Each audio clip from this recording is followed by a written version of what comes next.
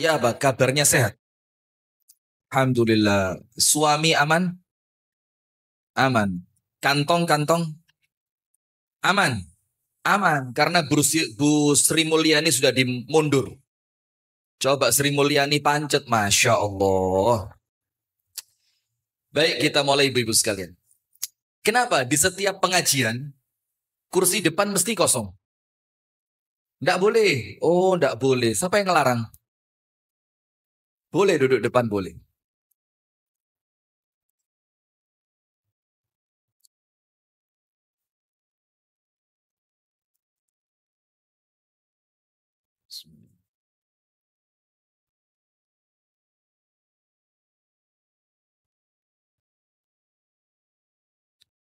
Assalamualaikum warahmatullahi wabarakatuh.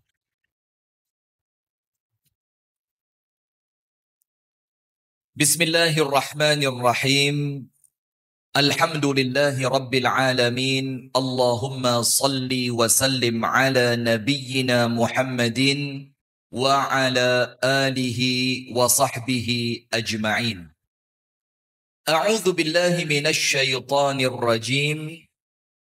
Ya ayyuhalladzina amanu taqullaha haqqa tuqatih wa la tamutunna illa wa antum muslimun.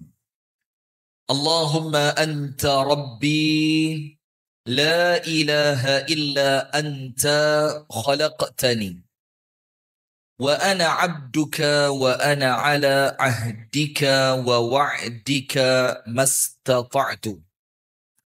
A'udzu bika min syarri ma sana'tu. Abu'u laka bi ni'matika 'alayya wa abu'u bi dhanbi faghfir li. Fa innahu la yaghfiru adh-dhunuba illa anta. Asbahna ala fitratil Islam wa ala kalimatil ikhlas wa ala dini nabiyyina Muhammadin sallallahu alaihi wasallam wa ala millati abina Ibrahim hanifan musliman wa ma kana minal musyrikin amma ba'du. Allahumma inna nas'aluka ilman nafi'an wa rizqan tayyiban wa amalan salihan mutaqabbala. Amin ya rabbal alamin. Ibu-ibu sekalian, jamaah Majelis Taklim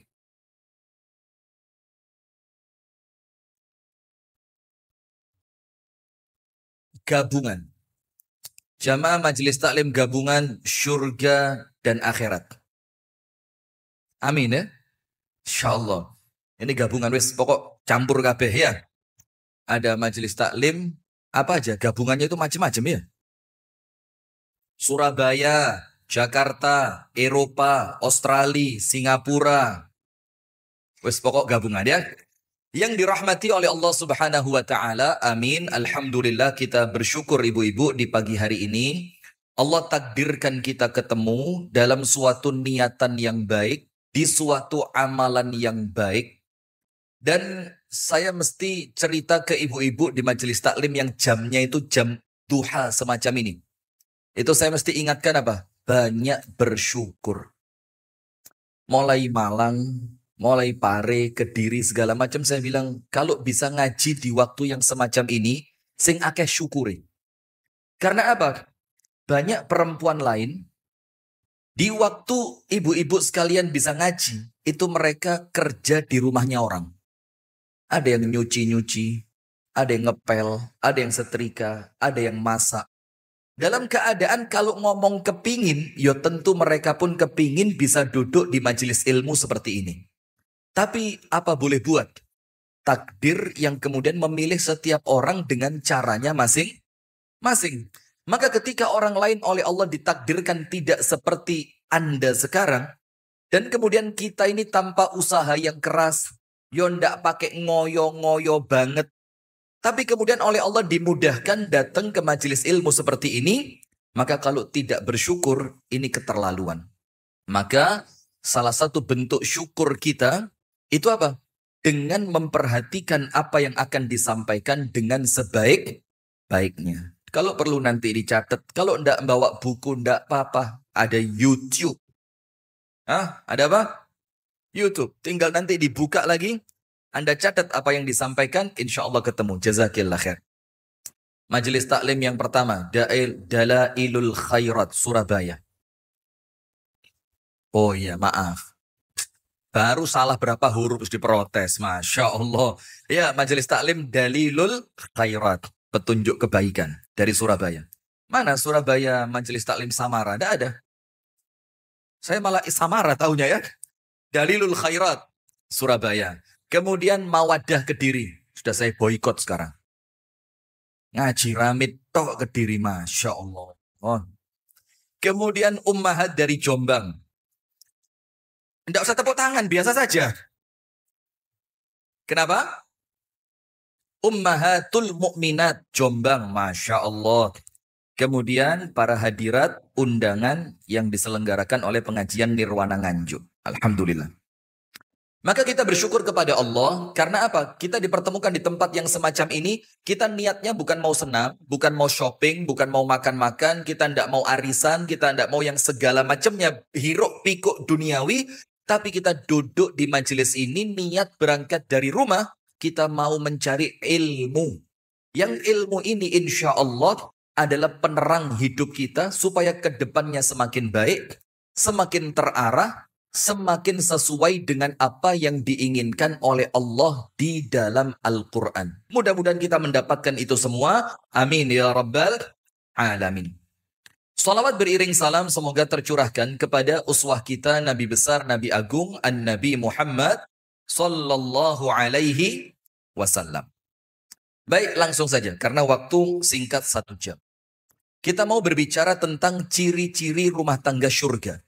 Jadi rumah tangga, yang ketika Anda masuk ke rumah tangga yang seperti itu Anda kerosok koyok surga temenan. Betul-betul orang yang ditemui menyenangkan, aktivitasnya aktivitas yang menyenangkan. Kemudian Anda betah di rumah seperti itu, gak kepingin keluar. Ada enggak orang yang di rumah baru datang, adus, salin, metu maneh? Ada apa enggak? Nah maka yang, enggak ada. Ya opo, iya kalau di Nganjuk enggak ada. Kalau di Malang insya Allah ya oke. Oh enggak, bukan Malang, Surabaya. Batu khoyir, Masya Allah. Apalagi bentalipnya. Top, sabar ya, tenang. Sudah, maka kita mau berbicara tentang rumah tangga. Yang rumah tangga ini menjadikan penghuninya itu merasakan rumah itu koyok surga. Dia ketika di luar kepingin cepat pulang. Ketika berada di rumah, dia merasa rumah itu tempat istirahat yang sesungguhnya. Ketika dia harus keluar lagi, dia merasa kok metu maneh yo. Bukan seperti perempuan sekarang, sing digoleki apa? Acara balik pagi, wedangan sore, rahatan manten. Apalagi? Manten pacar. Jadi, lek gak ono acara metu, ndase sumpek. Nah, maka kita mau bagaimana rumah tangga kita tidak seperti itu. Insya Allah menjadi rumah tangga yang baik. Rumah tangga yang ketika Anda sampai di rumah, itu nuansa hati langsung enak, tenang, nyaman, dan kerosok rumah itu betul-betul seperti surga yang Allah ceritakan. Sip. Yang pertama, ibu-ibu sekalian tolong diperhatikan. Allah Subhanahu wa ta'ala menjadikan rumah itu, Bu, sakanan. Sebagai apa? Sakana. Maka Allah berfirman dalam surah An-Nahl ayat yang ke-80. Wallahu ja'ala lakum min buyutikum sakana. Allah Ta'ala menjadikan rumah kalian itu sebagai sakan. Sakan itu kalau surga itu ya ma'wa. Ma'wa itu apa? Ma'wa itu tempat kembali. Tempat kita merasa nyaman di sana. Tempat kita istirahat. Tempat kita meluapkan segala rasa yang kita punya. Itu namanya ma'wa. Maka ada surga yang namanya Jannatul Ma'wa. Jadi surga tempat kembalinya semua orang dan tempat itu tempat yang diidam-idamkan. Itu namanya Ma'wa. Nah sementara dalam surah An-Nahl Allah menyebutkan wallahu ja'ala lakum min buyutikum sakanan. Allah menjadikan rumah kalian itu sakan. Dan sakan itu tahu enggak? Satu akar kata dengan kalimat sukun. Sukun itu apa? Yang kalau digoreng enak itu, sedep, Masya Allah. Apalagi itu itu apa itu? Itu sukun bahaya itu ya. Sukun itu artinya diam. Tahu enggak? A. Alif kasroh. I. Alif dhamma. U. Alif sukun. Anun. Kalau sukun itu artinya berhenti. Ndak A, ndak I, ndak U. Mandek, ndak ono suara nih. Itu apa? Sukun. Kalau rumah tangga namanya sakina. Rumah tangga yang sakina. Apa rumah tangga yang sakina itu? Setelah nikah, wes mandek, gak bingung merono, gak bingung merene, gak bingung kate lapo, gak bingung kate ngene, karena dia sekarang punya tempat untuk dia melakukan apapun yang Allah wajibkan kepadanya. Kalau istri, dia ngerti tugasnya sebagai istri. Kalau suami, dia ngerti kewajibannya sebagai suami. Nah, sehingga ketika rumah tangga itu betul-betul menjadi sakana, maka orang yang di dalamnya gak bingung metu. Dan rumah tangga yang sakana, itu rumah tangga yang gak perlu hiburan sing macem-macem. TV-nya gede. Kemudian dia punya home theater. Orang Nganjuk ngerti home theater gak? Home theater itu TV-nya besar, ada speakernya bagus. Nanti kalau dia lihat Netflix, gak ngerti Netflix. Gak ngerti. Netflix tahu? Oh, hati-hati loh ya kalau tahu. Entek waktu nonton Netflix ini ya. Dia nonton film, kemudian filmnya itu nuansanya kayak di bioskop temenanan. Suaranya menggelegar. Boom. Kemudian TV-nya, layarnya juga lebar. Dia tidak perlu yang semacam itu di rumahnya. Kenapa? Karena dia merasakan rumah tangganya itu betul-betul yang Allah firmankan dalam surah An-Nahl 80. Wallahu ja'ala lakum min buyutikum sakana. Jadi kalau sudah sampai di rumah, cerep, wis, tenang. Tidak kepikiran yang macam-macam. Karena rumah ini tempat saya untuk tinggal, tempat saya untuk mengistirahatkan diri, tempat saya untuk mengabdi kepada suami, tempat saya untuk mendidik anak-anak saya. Beda. Kalau rumah tangganya seperti neraka. Ibu-ibu tahu ciri penghuni neraka apa? Ciri penghuni neraka itu kepingin tetap atau kepingin metu. Coba, orang kalau dimasukkan oleh Allah ke neraka, kepingin keluar atau kepingin tetap enak ya neraka kayak sauna, Masya Allah ya. Iki lek metu 3 jam kulit putih, keringet entek, metu gak keringetan. Penghuni neraka ya apa? Pengen tetap atau pengen keluar? Jadi hati-hati. Kalau melbu omah gak kerasan, jangan-jangan memang rumah itu sifatnya seperti neraka. Anda buka dalam surah Al-Ma'idah ayat 37. Allah menceritakan tentang penghuni neraka. Al-Ma'idah 37. Yuriduna an yakhruju minan nar wa ma hum bikharijina minha. Mereka itu kepingin cepat bisa keluar. Menek, mencolot, metu, golek alasan, ngapusi, goroh, bohong kepada istrinya. Anoy, janjian be koncoku. Pokok cari alasan supaya bisa keluar. Kalau perempuan pun sama, golek alasan. Anu iki lho, kaidah kate mantu. Lek gak marani kok koyok gak pantes. Nah, padahal apa? Alasan tok sing penting iso metu. Jadi dia di rumahnya itu kayak gak tenang. Nah, maka sekarang bedain. Kalau rumah tangga itu ibarat surga, maka menjadikan Anda ketika masuk atine ayam gak kepingin metu. Tapi sebaliknya kalau rumah tangga itu seperti neraka, Allah mengatakan apa? Yuriduna ayyakhruju minan nar. Dalam riwayat, dalam ayat yang lain, yuriduna ayyakhruju minha wa ma hum bikharijina minha. Kepingin metu dalam keadaan ketika dia keluar, sumpeke gak akan hilang. Nah, sekarang ibu-ibu yang dirahmati oleh Allah Subhanahu wa taala, kalau kita ingin rumah tangga kita itu seperti surga, maka minimal ada beberapa faktor yang wajib masuk ke rumah tangga kita. Nanti insya Allah anak-anak betah, suami betah, istri juga betah. Dan jangan bayangkan rumah yang nyaman itu kudu ono AC-ne, sofane kudu empuk, kulkase kudu gede, kudu duwe iki, duwe iku. Tidak ada urusan dengan semua itu. Nabi Muhammad rumahnya besar atau kecil? Besar atau kecil? Kecil. Bahkan disebutkan Sayyiduna Al-Hasan wal-Husain, itu ketika mereka beranjak remaja, masuk ke rumahnya Nabi, itu tangannya bisa menyentuh atap rumah Nabi. Berarti tidak tinggi, tidak juga lebar. Dalam satu riwayat, rumahnya Nabi itu cuma ukuran 8 meter. Anda tahu 8 meter? Tak biro. Terus Anda buka tangan gini kali 8, yaitu 8 meter. Cuma itu ukurannya. Dan rumahnya cuma 2. Ruang tamu dan kamar. Selesai. Ruang tamu dan kamar. Tapi dari rumah yang seperti itu, muncul kalimat apa? Baiti jannati. Rumahku adalah syurgaku. Yang menjadikan Nabi Muhammad tidak pernah merasa bosan di rumah itu. Nah, sekarang lihat rumah tangga kita, Bu, koyok terminal. Maaf ya, tahu terminal? Terminal itu cuma tempat transit, lek perlu mek salin tok, adus tok, kemudian melanjutkan perjalanan. Namanya orang di terminal, tahu enggak? Kalau ketemu temen di terminal ya, paling omongannya mek basa-basi tok. Mau kemana? Nganjuk. Oh Nganjuk. Tahu rumah makan legend di Nganjuk itu, Nirwana itu. Sing jari gulene enak. Saya belum membuktikan tapi. Tapi kalau rawon berani diadu lah. Kalau rawon ya. Kalau rawon kita berani. Lek gulenya ini umi saya gak iso masak gule. Sudah pernah nyoba rawon amanah? Masya Allah. Erwo gak rene saya tadi ya. Lah nanti kalau mau pulang cari Google Map. Depot Amanah Kasembon. Itu. Duduit tok. Serp. Itu. Ya, maaf ya. Ini di Nirwana ya. Sudah lanjut. Nah, maka rumah tangga kita sekarang, Bu, itu ibaratnya kayak terminal. Hanya menjadi tempat apa? Transit. Kalaupun ada obrolan, obrolannya cuma basa-basi. Abi, jujur. Suami. Ketemu anak, paling metakon. Ya apa sekolahmu? Apalanmu ya apa? Oh ya wis.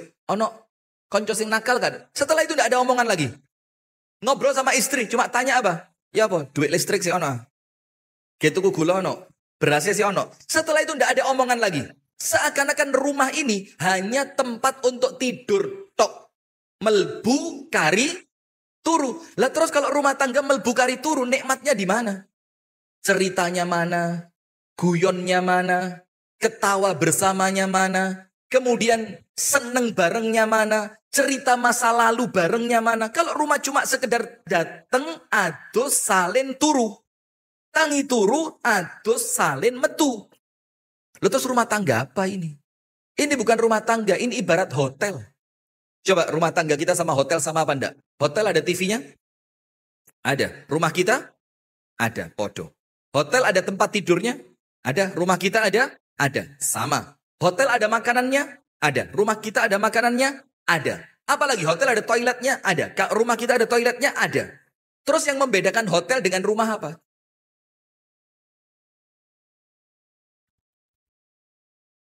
Dapur.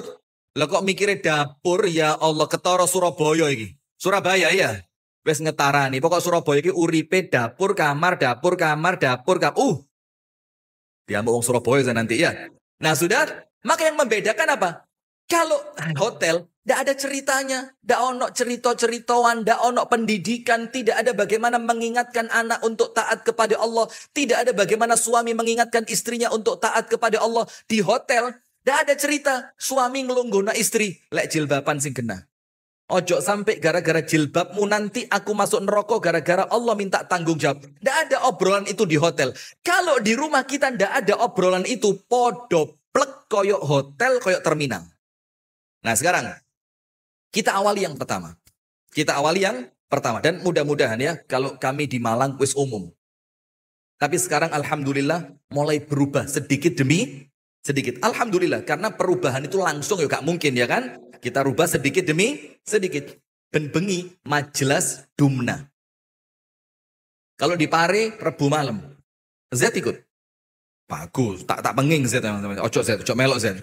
Nah kalau di Pare Rebu malam. Maka saya sempat heran waktu itu. Pengajian saya di Kediri Rebu. Itu kok jamaah yake. Dungaren. Biasanya akhwal kabeh. Ternyata apa? Waktu itu tempat dumnanya dipindah nang Kediri. Jadi saat durungnya dumna ngaji di la ilaha illallah Muhammad. Saya sempat curiga itu. Dan mana Bang Mo? Insya Allah Bang Mo tahu itu kapan tahunnya itu. Waktu di Pare sementara dipindah ke Kediri. Nah sudahlah. Pokok yang seperti itu perlu dirubah. Nomor 1. Rumah tangga syurga. Nomor 1. Rumah tangga apa? Syurga. Nomor 1 Bu. Disebutkan di dalam Al-Quran. Apa rumah tangga syurga itu? Allah subhanahu wa ta'ala berfirman. Ketika orang itu masuk ke dalam syurga, itu oleh Allah disambut dengan kalimat apa? Qalu salama. Salamun alaikum bima sabartum. Fa ni'ma uqbaddar. Jadi rumah tangga surga itu adalah rumah tangga yang diawali dengan ucapan-ucapan yang salam. Ucapan-ucapan yang baik. Kalau rumah tangga kita kelebon ucapan yang tidak baik, wabil khusus pertama kali masuk rumah, tidak ada kalimat assalamualaikum. Masuk rumah tanpa salam, ibu-ibu tahu efeknya apa? Jin yang nempel ketika dia di luar rumah, itu jinnya katut melbu. Nah sekarang lihat, kalau jin itu ikut masuk sampai ke dalam rumah, suami ngomong sama istri, iki omongannya kecampuran jin. Istri ngelihat suami, ngelihatnya bukan cuma sosok seorang suami, tapi kecampuran jin. Nanti ketika dia makan itu akan kecampuran jin. Sampai ketika dia tidur, sampai ketika dia hubungan suami, istri. Semuanya rusak gara-gara kecampuran jin. Maka ketika orang itu akan masuk ke dalam surga, oleh Allah difirmankan apa? Udkhuluha bisalamin aminin. Masuklah kalian ke dalam surga itu bisalamin. Ucapkan apa? Ucapan keselamatan.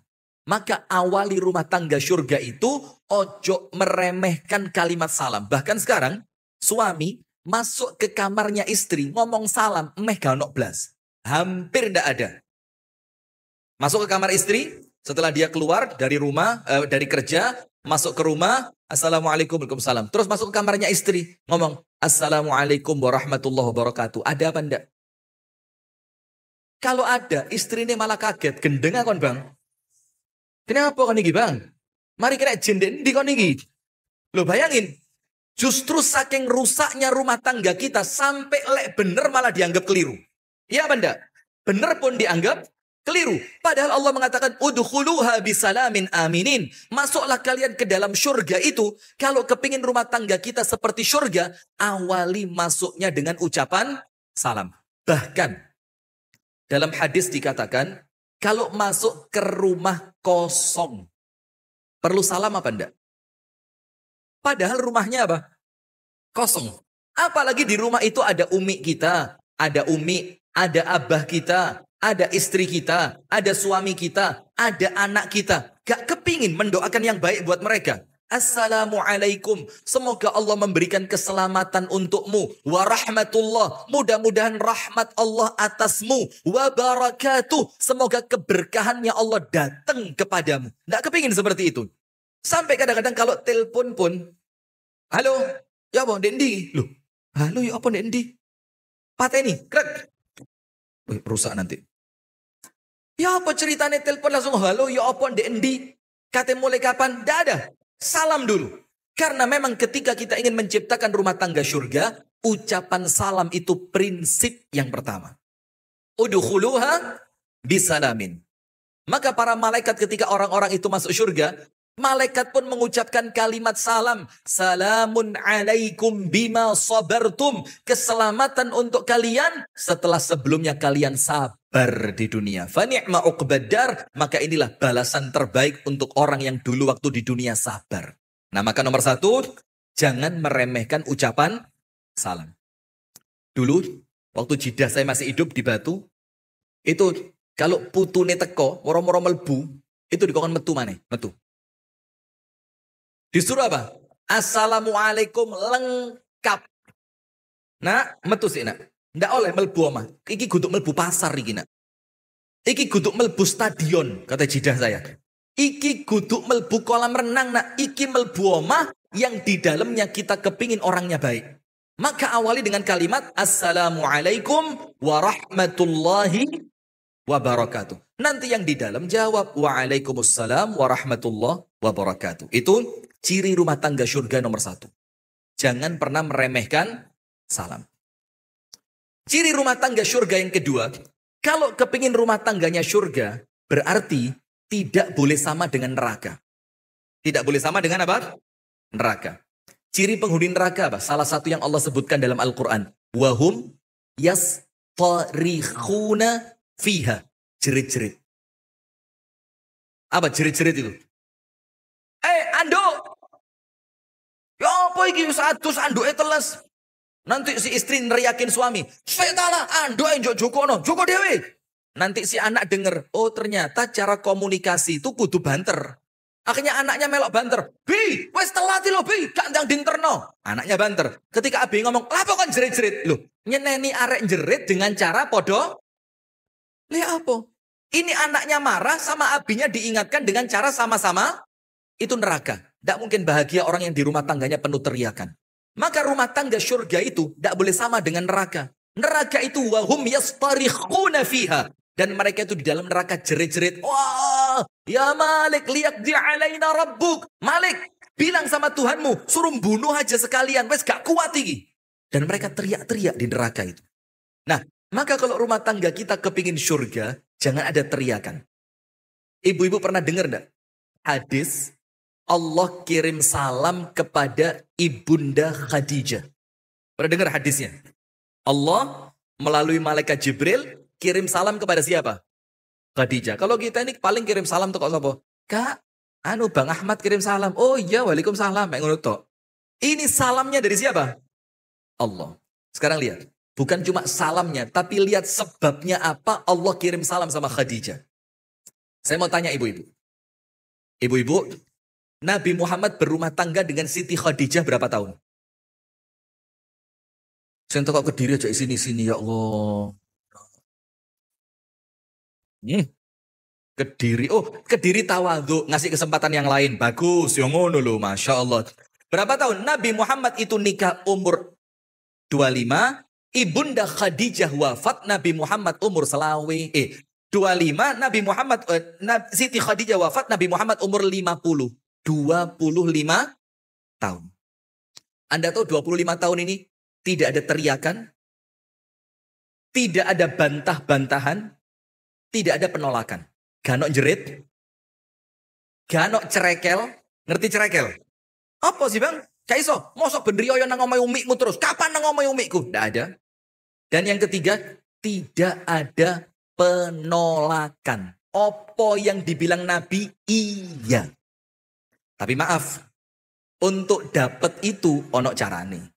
Ndak tiba-tiba, iya. Ibu-ibu tahu Siti Hajar ditinggal Nabi Ibrahim di mana? Di Mekah. Perhatikan ceritanya. Siti Hajar nikah sama Nabi Ibrahim. Setelah sebelumnya nikah dengan Sarah tidak punya anak. Nikah dengan Siti Hajar, tiba-tiba hamil, punya anak. Setelah punya anak, tas lahir procot. Ditunggu beberapa saat, sampai sekian bulan, dibawa sama Nabi Ibrahim. Ditinggal di mana? Di suatu tempat yang namanya Bakkah, sekarang namanya Mekah. Dibilang apa? Fi wadin ghairi dhi zar'in inda baitikal muharram. Di suatu lembah, maka panjenengan kalau ke Mekah, ya kalau umrah atau haji, mudah-mudahan semuanya Allah mudahkan, amin. Itu Mekah itu daerah paling rendah, jadi di cekungan. Maka kalau ada banjir, pertama entek. Itu cekungan Mekah itu. Dan Allah menyebutkan kalimatnya, gak ruwet. Fi wadin ghairi dhi zar'in. Di tempat yang tidak ada tanaman. Tidak ada apa? Tanaman. Kalimat tidak ada tanaman itu, Bu, itu mengisyaratkan kabeh liyane gak ono. Kalau tidak ada tanaman, tidak mungkin ada air. Karena kalau ada air pasti ada tanaman. Kalau tanamannya tidak muncul, mana mungkin ada binatang yang bisa makan rumput? Tidak ada. Maka Allah mengibaratkan fi wadin ghairi dhi zar'in, di tempat yang tidak pernah ada tanamannya, itu menunjukkan tempat itu gak layak untuk manusia. Sudah, ditinggallah Siti Hajar di tempat itu. Ketika ditinggal, Bu, pertanyaannya Siti Hajar cuma satu. Ya Ibrahim, Allahu amaraka bihada. Ibrahim, saya mau tahu satu saja. Gak usah macam-macam pertanyaan saya. Satu tok. Apakah kamu ninggal saya sama anak saya di sini? Ini perintahnya Allah. Apakah ini perintah Allah? Jawabannya Ibrahim apa? Iya. Pertanyaannya satu, coba dijawab. Apa yang menjadikan Siti Hajar secepat itu percaya kepada Ibrahim? Kok gampang percaya? Ditinggal loh ini. Nggak tahu kapan baliknya loh ya. Nggak tahu besok makan apa, minum apa, rumahnya dari tenda seperti apa, nggak tahu. Moro-moro dicol. Ketika ditanya Allah yang nyuruh, iya. Langsung sip. Idan lan yudhayyi'anallahu abadan. Kalau memang ini urusan perintah Allah, ngalio. Maka Allah tidak akan mensia-siakan kami. Apa sebabnya kok semudah itu percaya? Nah nanti Ojo saiki, cek Anda dengerin terus. Sip. Kita lanjutkan. Maka Siti Khadijah ini dapat salam dari malaikat Jibril. Ceritanya begini, malaikat Jibril turun, tung, ketemu Nabi Muhammad. Nabi Muhammad setelah mengucapkan salam segala macam, malaikat Jibril mengatakan apa? Ya Muhammad, aqri Khadijata minallahi assalam. Wa aqri Khadijata minni salam. Wahai Muhammad, sampaikan kepada istrimu Khadijah, kirim salam dari Allah. Dan sampaikan pula untuknya, apa itu? Kirim salam dari saya, yaitu malaikat Jibril. Tidak berhenti sampai situ. Ditambahi. Wa basyirha. Berikan berita gembira untuk Khadijah itu, istri kamu. Depan bu, depan. Iya, yang terlambat dihukum duduk depan. Iya. Dan berikan berita gembira untuknya. Apa berita gembiranya? Bibaitin fil jannati. Satu rumah di syurga. Laisa fiha sakhabun wala nasab. Yang di dalam rumah itu tidak ada teriakan, kebisingan. Bising tahu bising? Bising itu apa? Jerit-jeritan, suara saut-sautan, macam-macam, konon jerit, kene jerit, konon ngomong banter, kene ngomong banter. Tidak ada itu. Wala nasab. Dan di dalamnya tidak ada kelelahan. Sekarang pertanyaannya, Imam Nawawi menjelaskan, kenapa ciri istananya Khadijah itu istana yang di dalamnya tidak ada kebisingan? Kenapa kok Allah ngasih buat Khadijah istana? Kok ciri yang disebutkan oleh Nabi Muhammad di dalam hadisnya tadi, kenapa ciri yang menonjol istana itu di dalamnya tidak ada kebisingan? Karena kata Imam Nawawi, selama Khadijah hidup bareng Nabi Muhammad, 25 tahun tidak pernah membuat bising rumahnya Nabi Muhammad.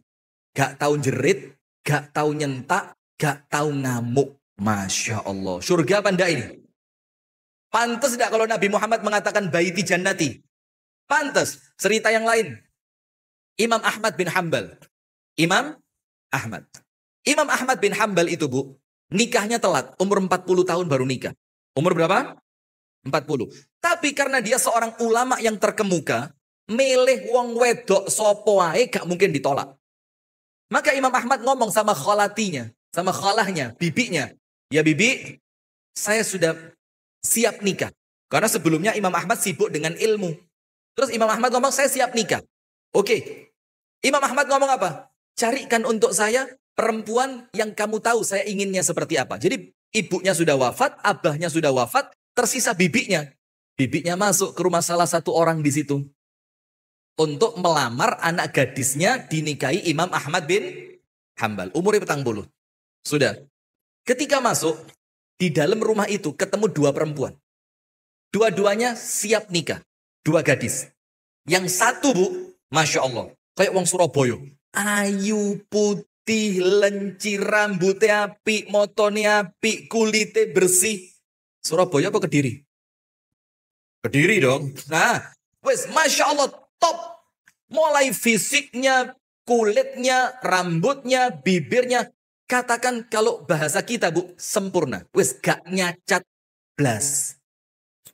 Tapi perempuan ini agamanya kurang. Ilmunya kurang, ibadahnya kurang. Tapi yang penting fisiknya apa? Bagus. Sekarang coba. Yang dipilih kudu apa-apa nih. Deloan ayu apa gak? Subhanallah. Jadi kita ini ngomong yang penting akhlaki. Itu pas pengajian tok.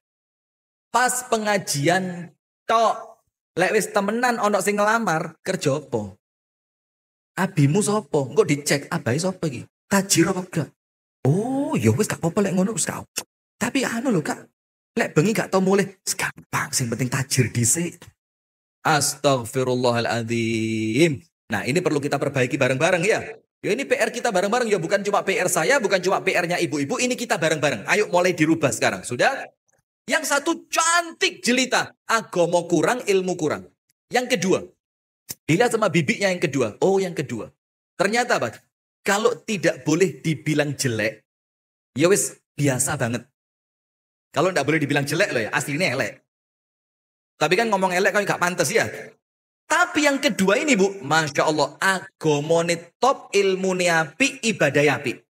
Sudah, pulanglah itu bibi kepada Imam Ahmad. Ngomong, ponaan, onok loro.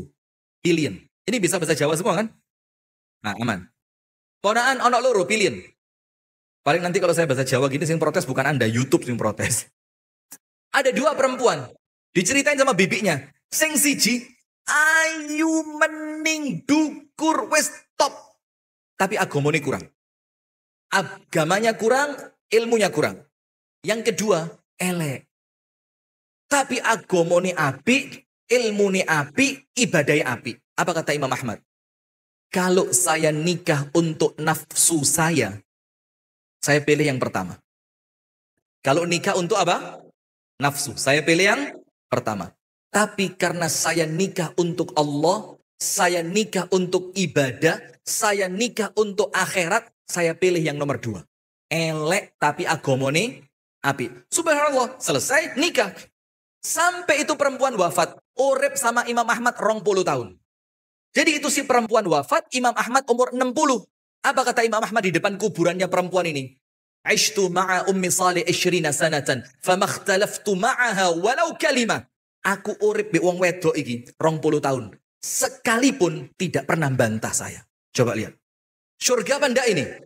Surga. Tapi yo kudu nahan emosi. Kenapa nahan emosi? Karena kita kadang-kadang ngelihat bojoku gak pantes di ngono-ngono Ustaz.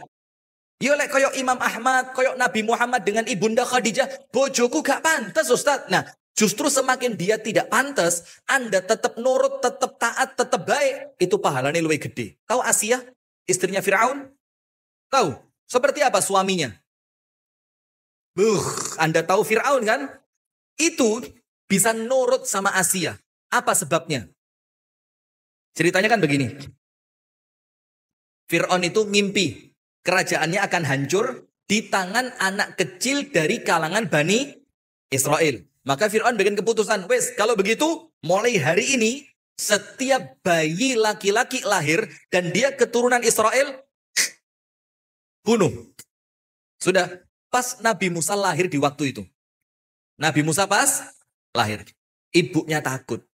Ibunya mikir, ya Allah kok pas ngelahirno anakku, lah kok pas Fir'aun ngomong bayi keturunan Bani Israel laki-laki wajib dibunuh. Sudah, singkat cerita, Allah perintahkan untuk menghanyutkannya di sungai. Dan ibunya Musa tahu sungai ini akan mengarah ke istananya Raja Fir'aun. Tambah bingung deh. Kenapa? Loh, bagaimana ceritanya? Saya menghindarkan anak saya dari Fir'aun, lah kok oleh Allah disuruh ngalirkan ke sungai yang alirannya bakal masuk ke istana. Tapi karena perintah Allah dilakoni. Sudah masuk, singkat cerita ketemu sama penjaga, diberikan kepada Asia. Asia itu siapa? Istrinya Fir'aun. Ini Fir'aun loh Bu. Fir'aun. Anda tahu Fir'aun? Jahatnya, liciknya, kejamnya, sombongnya top. Sudah. Ketika digendong sama Asia, dan Asia itu perempuan mandul, tidak punya anak. Ketika nemu anak kecil, apalagi sifatnya Nabi Musa kecil itu dalam kitabnya Imam Ibnu Katsir, itu Nabi Musa itu hitam, awake lemu, rambutnya keriting sing nempel di kulit. Bayangin ini perempuan lama tidak punya anak, moro-moro gendong bayi selucu itu. Ireng lemu, rambutnya keriting nempel kepala. Apa katanya Asia? La taqtulu. Fir'aun, yang satu ini jangan dibunuh. Coba lihat. Yang satu ini jangan dibunuh. Asa an yanfa'ana aw nattakhidahu walada. Boleh jadi dia manfaat untuk kita. Atau kalau perlu dipek dadi anak angkat. Pertanyaannya, Fir'aun dengan omongannya Asia tadi nurut apa enggak? Kenapa kok sekeras Fir'aun yang sudah punya keputusan bayi laki Bani Israel wajib dibunuh? Kok iso nurut sama istrinya? Apa sebabnya? Hah? Kata Rasulullah, al-fa'al. Kana sallallahu alaihi wasallam yu'jibuhu al-fa'al. Fa'al itu apa? Al-kalimatut thayyibah. Lek ngomong gak tahu kasar. Ayo tantangan buat Arbi-Arbi ini. Lek ngomong gak tahu kasar. Ngomongnya lembut, ngomongnya pelan. Dia nurut sama suaminya. Apa yang suaminya minta dia lakukan. Ketika sekali itu istri ngomong, suami leleh koyok lilin. Kenapa? Dia sebelumnya tidak pernah membuat bising rumah itu. Maka kalau kepingin rumah tangga surga, jangan ajari anak-anak Anda untuk jerit. Ojo diuruin jerit. Loh Ustaz, kok mungkin lah nguruin jerit? Mosok wong tua ngurui anake jerit. Secara langsung mungkin tidak. Tapi nyontoi iyo. Suami di kamar mandi, wis adus anduke turun teko. Apa yang dilakukan? Jerit. Suami tamunya datang gahwa gak ndang teko. Apa nama perempuannya siapa yang gampang dijerit itu? Salma. Siapa namanya? Sing enak itu. Sekarang jarang nama Salma ya. Sekarang jenengnya ajaib sekarang. Sampai moconi lo angel. Sudah teriak. Anaknya dengar apa enggak? Dengar. Apa salahnya? Melaku titik, jalan sedikit, ngomong ke telinga suami. Gaek no kopi yo. Itu lebih hormat. Istri, ketika ada sesuatu, tidak perlu teriak. Datang ke tempat suami, ngomong, Bang, ewangono, iso bang. Nah gitu loh. Bukan, Bang, LPG nente bang, selang meledak. Waduh, bang. Lo kok selang meledak itu apa? Berarti kalau meledaknya sama suami tidak masalah. Istri itu tidak berani masang LPG, takut apa? Takut meledak kan? Berarti kalau meledaki suami tidak apa-apa. Anda lebih mengorbankan suami dibanding diri sendiri ya. Nah maka yang kedua, ingat. Rumah tangga surga tidak ada teriak-teriak. Ngomong, sopan, pelan, beradab. Sopan, pelan, beradab. Ya untuk kita roto abot ya. Tapi ikhtiar insya Allah bisa. Ngomong itu kalau ada perlu, anaknya diberitahu. Nah, kenapa teriak-teriak? Itu kan kakakmu di sana. Coba kamu datang ke sana, kamu ngomong-ngomong baik-baik. Oleh ibu es gak telaten. Wopo ya. Nomor 3. Ciri rumah tangga surga nomor 3. Ini jawaban tentang Siti Hajar tadi. Kenapa kok Siti Hajar? Sak kecap omongan Nabi Ibrahim langsung percaya. Begini. Allah menceritakan tentang surga. Surga itu apa? La yasma'una fiha lagwan wala kidzaba. Tidak ada kebohongan. Surga itu tidak ada kebohongan. Kalau kepingin rumah tangga surga, jangan sampai mentolerir kebohongan. Jangan. Sekarang pertanyaan. Kenapa sih kok kita ini gampang bohong? Atau pasangan kita bohong? Atau anak kita bohong? Kenapa? Ada 3 hal. Kenapa orang itu gampang bohong? Ayo Bu. Anda yang sering-sering goro ini loh. Coba kenapa kok goro itu apa? Faktor pendorongnya Anda kan sering kan? Oh lah.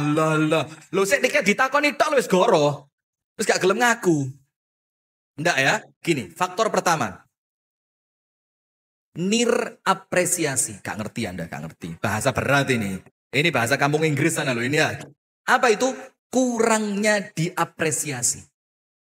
Orang kalau kurang diapresiasi, dia akan menceritakan tentang dirinya yang heroik. Walaupun bohong. Tujuannya apa? Biar abahnya bilang, ini anaknya Abi. Sehingga anak yang kurang diapresiasi dengan pencapaiannya, dia akan mencari cara agar dia mendapatkan apresiasi itu. Walaupun dengan cara bohong. Bi, aku mang di kelas Bi, Masya Allah Bi, guruku muni apa? Kamu murid pinter. Abi bilang, oh Masya Allah anaknya Abi. Padahal gak ngomong apa-apa guru nih. Nah itulah kenapa penting memuji anak itu penting. Memuji istri itu penting. Memuji suami itu penting. Tujuannya apa? Agar dia merasa tanpa bohong pun saya sudah dihargai. Maka sekarang banyak orang pura-pura kan? Gak soge pura-pura. Soge. Gak pinter pura-pura. Pinter. Gak ngerti pura-pura. Apa? Kepingin apa dari kepura-puraan itu? Apresiasi.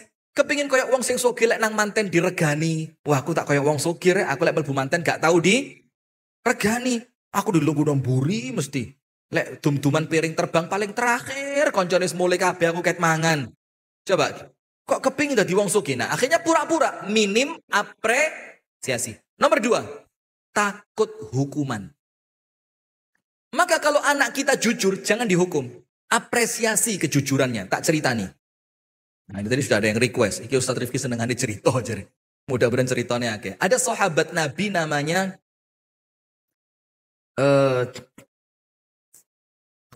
Khawat. Namanya Khawat. Namanya siapa? Khawat. Khawat ini ikut safar bareng Nabi. Sepulang dari safar, istirahat. Di rombongan safar itu ada perempuan, ada laki-laki. Di suatu pagi, ketika rombongan siap-siap mau berangkat balik safar lagi pulang ke Madinah, Khawat itu ngelihat rombongan perempuan duduk-duduk. Ada yang masak, ada yang bersih-bersih, ada yang siap-siap. Khawat lihat, tuh wong wedok, ayu-ayu. Apa yang dilakukan? Salin kelambi. Ganti baju bagus, minyak wangi. Digerucuk 3 liter, digerucuk nolabe. Sudah, Khawat duduk di sebelah perempuan tadi. Melok ngobrol. Rasulullah lihat. Rasul tanya apa? Ma bika ya Khawat? Khawat, kamu ngapain? Ya Rasulullah, farra ibili. Ya Rasul, untoku hilang. Saya kesini tadi nyari unto. Padahal tidak ada unto hilang. Saking apanya? Takut dihukum. Sudah, Rasulullah bilang, ya sudah Khawat, kalau memang untamu hilang, segera cari. Muter deh, kabur. Sudah, setelah rombongan beres, mau balik ke Madinah. Ini rombongan mau jalan. Rasul tanya ke Khawat, karena Rasul dari awal tahu dia bohong. Wes seru mulai awal bahwa dibohongi. Rasul tanya, wajad ta'ibi laka ya Khawat, untamu ketemu durung? Bingung Khawat, waduh unta mana? Belum ya Rasul. Apa Rasul bilang? Jangan buru-buru pulang, cari dulu, unta itu mahal. Siap ya Rasul. Sudah. Setelah sampai di Madinah, Rasul ketemu sama Khawat, ditanya lagi, Khawat, ketemu unta nih. Aduh, ini orang ini mulai gelisah. Bohong pertama, kedua, sekarang bakal bohong yang ketiga. Aduh. Rasul tanya unta lagi, ya Rob. Dia bilang apa? Belum ya Rasul. Rasul bilang, golek ono. Eman unta le ilang regone larang. Sudah. Sampai ketika sholat, Rasulullah di belakangnya Khawat. Anda tahu sholatnya Khawat? Didawak-dawak no sholatnya. Ngenteni Rasulullah pulang. Iki lek ditakoni unta maneh, goro maneh aku iki. Susah, Khawat ini susah. Bingung dia. Karena terlanjur dia bohong yang pertama. Kalau dia ngaku konangan nyedeki wong wedok isini-sini, gak ngaku, gorohe bakal terus. Akhirnya ketika Khawat itu rukuk, dilirik nang buri. Aduh, Rasulullah seono rek, ya Allah. Dan Rasulullah tahu, Khawat yutawilu salatahu min ajlin Nabi. Khawat ini memperpanjang sholatnya karena takut ada Nabi. Nabi Muhammad digituin, dinteni Nabi Muhammad, santaimu sholato. Setelah sholatnya selesai, Assalamualaikum warahmatullah, Assalamualaikum warahmatullah. Rasul tanya apa? Ya Khawat, wajadta ibilak. Ketemu ndak untamu? Akhirnya Khawat tahu, wes ya Rasul, wes tobat ya Rasul. Ndak ono untoku hilang, ndak ada. Ndak ada. Kemarin itu ya Rasul, saya kepencut ngelihat perempuan itu ya Rasul. Tapi karena Anda tahu saya malu.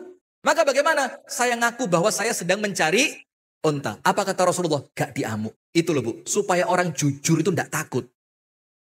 Sekarang orang jujur itu takut lah diamuk ya besing wedok. Si perempuan masak. Ditelepon. Bang, ajak mangan dek jopo ya bang. Dek Nirwana gak enak kabeh wis bang di omahe. Tak masak. Masya Allah. Wah ini bahaya ini ya. Wes bang iki tak masak sego goreng senenganmu iki bang. Tak kei pete ono iwa asine bang. Waduh lengkap wes bang. Oke kata si bangnya tadi. Sudah. Ketika dia mau pulang dari kantor. Ternyata temennya di kantor ulang tahun. Ada makanan. Sama temennya diajak makan bareng. Dia kepikiran istrinya. Waduh. Istriku. Masak. Akhirnya apa? Sama temen sungkan. Semangat ada sampai koncois timbang diwara gak akrab. Timbang diwara. Gak setia kawan segala macem. Nanti urusan istri gampang lah belakang. Pulang ke rumah. Istri ngenteni sego goreng munjung. Bang mangan. Gak ruwet tengku kok pas. Bang. Lawar perih nemen. Kenapa itu suami kok berani bohong seperti itu? Karena dia tahu lek jujur. Dipangan besing wedok. Kan wes tak telepon. Ojo mangan. Akhirnya suami berani apa? Karuan goro timbang diamuk. Karena dia trauma. Pernah jujur sekali disikat. Nah maka kalau ada orang jujur Bu. Balik Khawat. Apa kata Rasulullah setelah Khawat tadi ngaku? Waktu sisa 3 menit. Setelah Khawat tadi ngaku. Rasulullah bilang. Rahimakallahu ya Khawat. Rahimakallah, rahimakallah. Semoga Allah merahmatimu. Semoga Allah merahmatimu. Semoga Allah merahmatimu. Didungakno. Padahal Rasul tahu dari awal dia apa? Bohong. Ketika selesai perbincangan itu, Khawat ditanya sama Rasul, ya Khawat, kaifa abuka, bapakmu kabari ya opo. Dialihkan pembicaraan supaya anak ini gak salah tingkah. Setelah kejadian itu Bu, baru sekitar 7-10 hari ke depan, Rasulullah mengucapkan satu hadis. Iyyakum wal kadhib fa innal kadhiba yahdi ilal fujur wa innal fujura yahdi ilan nar. Ojo sampai goroh karena bohong itu mengantarkan pada keburukan dan keburukan itu menjadikan kamu masuk neraka. Wa alaikum bisidqi fa inna sidqa yahdi ilal birri wa innal birra yahdi ilal jannah. Dan hendaknya kalian jujur karena jujur itu mendatangkan kebaikan dan kebaikan itu mengantarkan ke surga. Apa kata Khawat? Ini loh akhlaknya Rasul, kata Khawat. Coba Rasul mau ngomong seminggu yang lalu di depan saya. Tapi Rasulullah ngeregani saya. Setelah keadaan selesai, suasana mereda, baru Rasul mengingatkan saya, ojo goroh, jangan bohong. Nah, maka kalau kepingin rumah tangga kita itu baik, Bu, jangan ada kebohongan. Yang pertama, kenapa orang bohong? Minim apresiasi. Dia kepingin menunjukkan jati diri, kepingin dilem. Nomor 2, takut hukuman. Yang ketiga, faktor kebiasaan. Bohong satu cukup? Enggak. Orang kalau bohong sekali, dia akan menutupinya dengan kebohongan yang berikutnya. Kebohongan yang berikutnya, dia akan tutupi dengan kebohongan yang berikutnya lagi. Sampai kapan? Yo sampai gak konangan. Tapi jarang orang bohong gak konangan. Maka kalau kepingin rumah tangganya surga, jangan ada kebohongan. Karena apa? Jujur itu mengantarkan pada kebaikan. Kebaikan mengantarkan ke dalam surga. Penutup. Rumah tangga surga. Ibu-ibu sekalian perhatikan. Rumah tangga surga itu tidak hanya berbicara tentang orangnya. Tapi ketika Allah berbicara tentang surga, Allah mensifati apa? Farihin. Farihin itu apa? Bergembira. Maka kalau kepingin rumah tangga kita seperti surga, jadikan rumah itu penuh dengan kegembiraan. Ojo kaku. Jangan kaku. Pernah dengar di rumah tangganya Nabi, istrinya Nabi teman-teman semongko. Ini kalau Nabi Muhammad kasar, mubazir. Semongko duncal-luncal no. Rasul biarkan. Kenapa? Karena itu mendatangkan kebahagiaan. Ummu Salamah pernah sawur-sawuran tepung dengan Aisyah. Dan itu tepung yang akan mereka buat jadi roti. Mau diadon jadi roti. Entek gara-gara mereka kerekeran. Oleh Rasul dibiarkan. Jadi ceritanya begini. Suatu hari Rasulullah duduk di rumah ibunda Aisyah. Ummu Salamah datang. Kemudian mereka berdua saling bantu. Bikin adonan roti. Tidak tahu ada masalah apa. Aisyah narik tepung. Diurapno. Bruk. Ke wajahnya Ummu Salamah. Ummu Salamah takut sama Nabi. Karena Ummu Salamah tahu Aisyah begitu dicintai. Noleh. Ummu Salamah. Maksudnya apa? Oleh gak tak bales. Rasulullah bilang apa? If'ali ma syi'ti. Lakonono sak karepmu. Seneng. Cukup luwe akeh. Sret. Sampai terakhir tepung itu habis, hanya mereka gunakan untuk saling melumuri wajah mereka dengan tepung. Itulah keceriaan dalam rumah tangga. Rasulullah ngelihat ibunda Aisyah masih kecil, punya boneka kuda. Tapi lucunya kudanya ibunda Aisyah, ono suwiwine. Rasulullah tanya, ya Aisyah, jaran apa duwe sayap iki? Ibunda Aisyah bilang apa? Ya kuda saya. Rasulullah bilang, oh ya sudah kalau itu kuda kamu PN wes. Bahkan tidak jarang teman-temannya Aisyah itu diajak main ke rumahnya Nabi Muhammad oleh Siti Aisyah. Tujuannya apa? Rumah tangga biar ceria. Kenapa? Jangan sampai rumah tangga itu anak ketemu bapaknya angker. Waduh, anjing galak datang. Waduh. Sekarang lihat. Anak zaman sekarang, Bu. Kalau orang tuanya kasar, dia punya banyak tempat untuk pergi keluar. Zaman biyen gak ono, zaman dulu bapak ibu umi abai kasar, metu nandi. Wong kebon kabeh. Karuan nemoni bapak kasar timbang makhluk halus. Daripada ketemu makhluk halus karuan mbek abah sing kasar ngene iki. Paling mek pore meneng di kamar mbek nangis. Nggak ada nulis status, kenapa harus aku? Tuhan, Bisa ndak ganti abah? Ndak ono nulis status zaman biyen. Tapi aman. Kenapa? Selama anak itu masih di rumah, aman. Nah, sekarang orang tua kasar, rumah tidak menyenangkan, tidak ada hiburan yang menjadikan anak itu seneng. Ya metu golek hiburan. Maka di rumah itu yang ceria. Bikin apa bahasa ya cuma untuk jamaah dianggap lebay lu garaya. Jadi ceramah di depan Arbi itu orang ngelang-ngeli opo gitu loh. Kita ini cerita rotok romantis titik ala pret jembek. Ngopo gila. Lah itu loh garai. Padahal ya seharusnya itu yang kita lakukan. Bikin acara gepuk bantal sama istri. Terus jangan, kenapa? Gepuk tangan.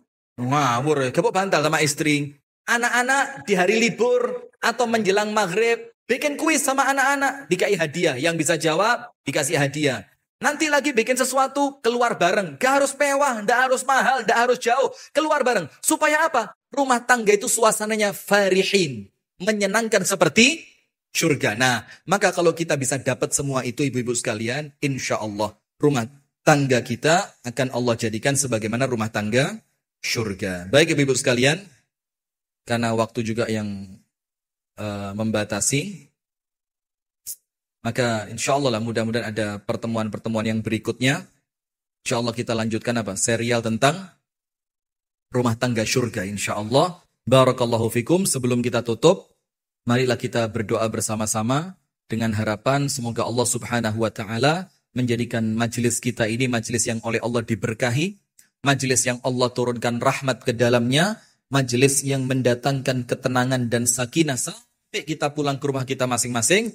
Dan semoga rumah makan dan hotel Nirwana Nganjuk ini oleh Allah diberkahi, oleh Allah dijadikan senantiasa menebar manfaat, dan Allah jadikan senantiasa dalam kebaikan dan jauh dari keburukan. Amin ya rabbal alamin.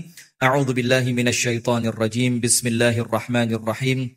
Alhamdulillahi rabbil alamin. Allahumma salli wa sallim ala nabiyyina Muhammadin wa ala alihi wa sahbihi ajma'in. اللهم اغفر للمسلمين والمسلمات والمؤمنين والمؤمنات الأحياء منهم والأموات إنك يا ربنا سميع قريب مجيب الدعوات يا قاضي الحاجات ربنا اغفر لنا ذنوبنا ولوالدينا وارحمهم كما ربونا صغارا اللهم يا ربنا هب لنا من أزواجنا وذرياتنا قرة أعين واجعلنا للمتقين إماما اللهم يا ذا الجلال والإكرام يا مقلب القلوب ثبت قلوبنا على دينك وطاعتك اللهم إنا نسألك حسن الخاتمة ونعوذ بك يا ربنا من سوء الخاتمة اللهم إنا نسألك توبة قبل الموت يا رب العالمين ربنا ظلمنا أنفسنا وإن لم تغفر لنا وترحمنا لنكونن من الخاسرين وصل اللهم وسلم وبارك وأنعم على نبينا محمد والحمد لله رب العالمين سبحانك اللهم وبحمدك أشهد أن لا إله إلا أنت أستغفرك وأتوب إليك السلام عليكم ورحمة الله وبركاته.